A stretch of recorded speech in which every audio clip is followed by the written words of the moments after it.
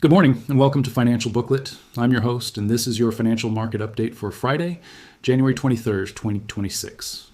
As we close out the trading week, we are tracking a surge in cryptocurrency markets, significant legal battles involving major banking institutions, and new developments in the energy sector. Let's get straight to the facts.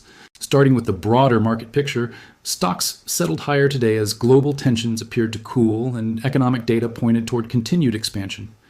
In the commodities market, soybeans showed slight gains in early trading. However, there is friction in the energy sector. U.S. oil producers have expressed dissatisfaction regarding the current administration's energy focus. Reports indicate that CEOs of American oil companies feel slighted by President Trump and amass recent attention on crude production in Venezuela and Greenland rather than domestic output. Moving to the digital asset space, we saw substantial volatility in volume today. Bitcoin surged to the $90,000 mark. This price movement followed news that President Trump has delayed proposed tariffs, a move the market reacted to almost immediately. In institutional adoption news, the Dogecoin Foundation-backed 21 shares ETF officially launched on the Nasdaq today. Additionally, Nasdaq is seeking to remove position limits on Bitcoin and Ether ETF options, signaling a potential shift in how these assets are traded on major exchanges. On the regulatory front, Binance is attempting a European comeback by applying for a license in Greece under the MiTA framework. Meanwhile, asset management firm Superstate raised $82.5 million, capitalizing on the growing trend of tokenization on Wall Street.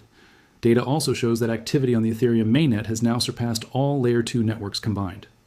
Turning to the intersection of politics and business, a major legal dispute has emerged. Reports state that Donald Trump has filed a lawsuit against JPMorgan in a Florida court, seeking $5 billion over allegations of debanking. In related banking news, JPMorgan CEO Jamie Dimon publicly criticized the administration's economic proposals today, specifically targeting plans regarding credit cards and foreign policy, stating he is done being binary on these issues. On the international trade front, the United States and China have finalized the deal regarding TikTok's U.S. operations, bringing a conclusion to the long-standing negotiations over the app's control within American borders. In the technology and earnings sector, Iridium Communications saw its stock soar today following market updates. Alcoa also released its fourth quarter earnings transcript for 2025, providing insight into the aluminum producer's performance. Conversely, uncertainty has returned regarding the future of the semiconductor research hub IMEC due to geopolitical pressures. Finally, a note on AI and corporate law. AI hiring firm Eightfold has been sued over allegations that it utilized secret scoring systems for job applicants. And in a criminal case involving cryptocurrency, a New Jersey man was sentenced to 12 years in prison for using Bitcoin to pay Chinese suppliers for fentanyl.